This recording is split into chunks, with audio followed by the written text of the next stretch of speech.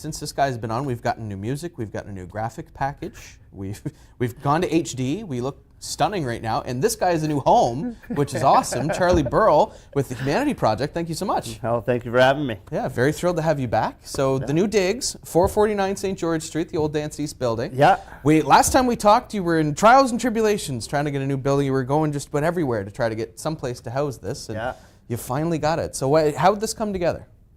It happened because of an amazing community of people. An amazing community of people who don't want to see people eat out in a parking lot and don't want to see people sleep outside.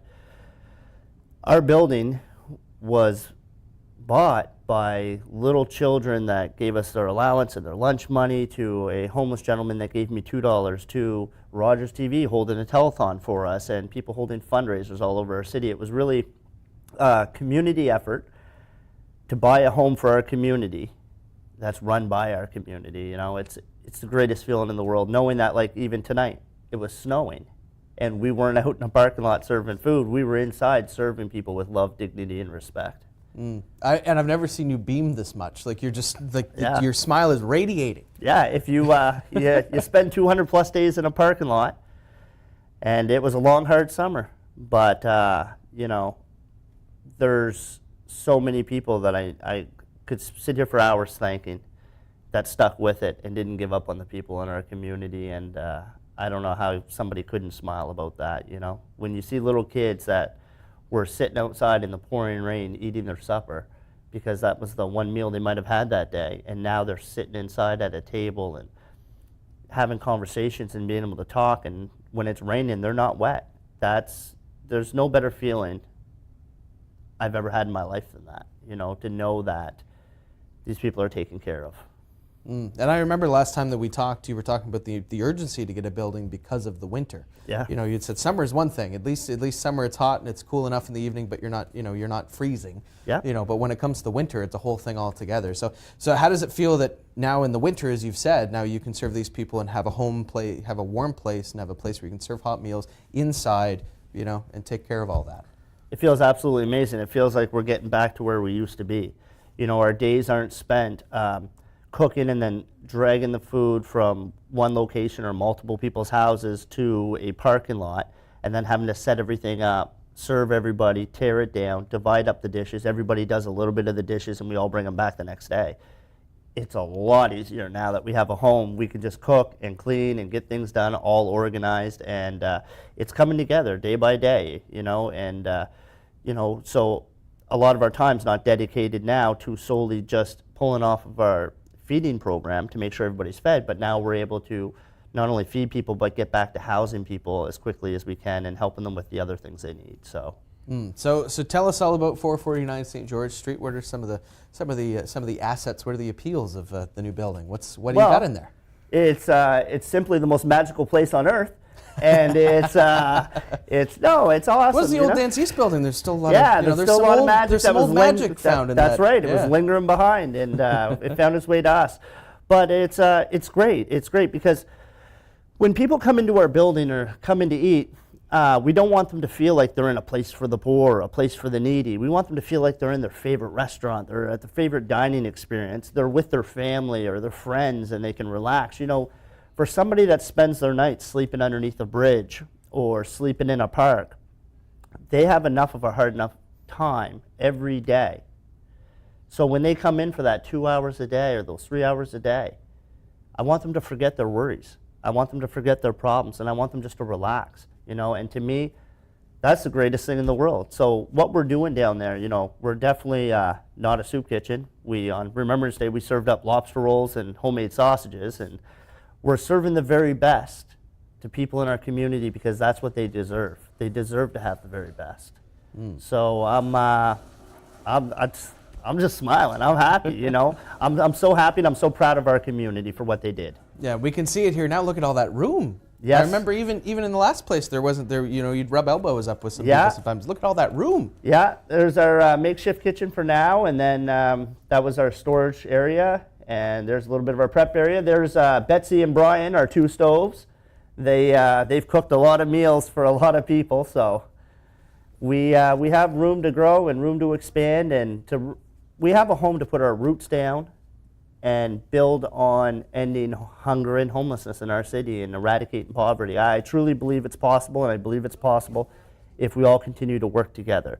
That's not just the people that support us, but that's the people that use our services, because it really truly does take all of us to fix this problem. Yeah, and even speaking of services, even logistically for you guys, now you have a home base, so you can say, yeah, come see us here instead of this parking lot, or I'll come meet you somewhere, or, you know, logistically there's a home base where you can get your mail, where you can get all, you know, all this can be sent there now. Exactly, and you know, the thing is, like right now, a majority of our building is taken up by kitchen space because we have it all downstairs. Once we do our renovations and get our kitchen upstairs, it'll allow us to get what kids needs programs back in the building going, like tutoring children, and so we can do our school supply drives, our Christmas drives, things like that, right? So to be able to put all those services into one building so that when someone comes for dinner and they're getting something to eat, if you look down and they have holes in their shoes and you can see their toes, they're not going to leave without a pair of sneakers. So they not only leave with a full belly, but they also leave with the things that they need and the help that they need.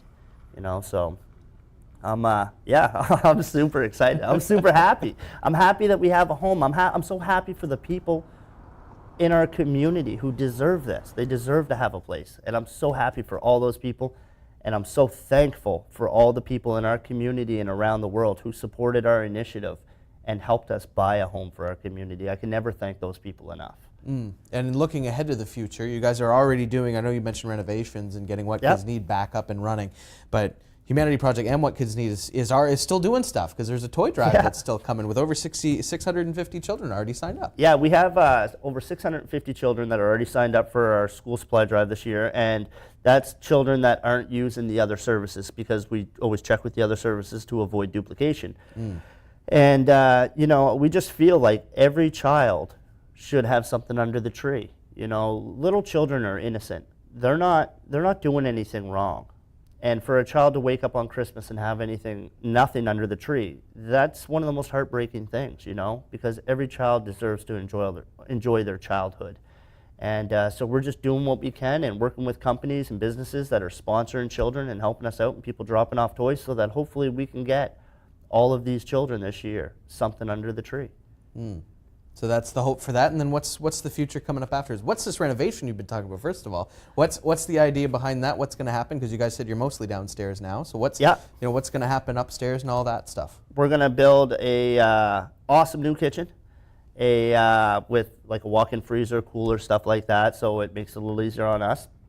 And then we're going to have a dining hall. And like I said, it's going to be a one-of-a-kind community center like none other. You know, when people come in, they're going to feel at home, and that's really important. So we have a lot of plans. You know, into the future, we're looking at some housing ideas that we have. It might not be on that same property. It might be on another location. But in our city, we have a desperate need for affordable housing right now. And it's not just affordable housing for people that are homeless. It's affordable housing for people that are working and barely making ends meet. You know, there is a lot of people in our city who are suffering, and there is not even close to enough affordable housing for these people to live in. So we're looking at different housing ideas and projects, you know, to try to alleviate some of that, so we have less people sleeping on our streets at night and more people sleeping in a bed. So we got all kinds of ideas and all kinds of plans, but we're just taking it one day at a time, you know. Not that long ago, we were standing in a parking lot, and today we have a place where we can call home. So the future looks good. The future looks good. And the most important part is now that that's taken care of, is the future is looking at what you guys can continue to do, because it's not done just because you have a place. That was just a speed bump in the road. That was a speed bump. There's things to do. There's still work to do. That's right. There's always something to do. You know, there's always new ways to progress and look for new ideas towards finding solutions to some of these problems. Doing the same thing over and over for the next 20 years is never going to cut it. It's never going to fix it. You know, when we sealed the deal with Superstore to stop throwing out food and donate it instead, we're able to feed healthy, nutritious meals to a lot of people because of that. And we plan on lobbying our government to pass a law across our whole country so nobody throws out food. So it's all donated, because our country would be that much better off, and we would change the face of hunger in our country if we all work together. So, you know, whether we're starting on a small scale here or we're working towards our big ideas and big goals in the end, it's all going towards the same thing, but we're just doing it one day at a time and as much as we can do each day. Yeah, put your pants on one leg at a time, strap That's up right. your boots, and all those other fun cliches. That's you know? right. But that's what you got to do. basically. That's what you got to do. Basically, you know. Not giving up was the hardest part.